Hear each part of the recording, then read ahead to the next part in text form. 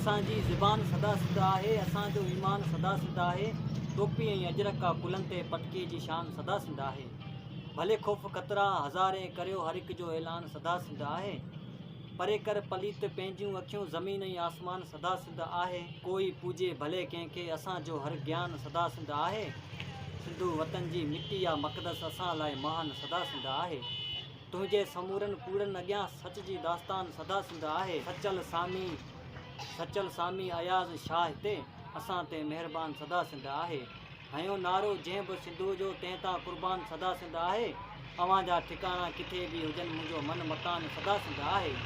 अवी छा ॼाणो मिटीअ जी मोहबत असांजो जग जहान सदा सिंध आहे।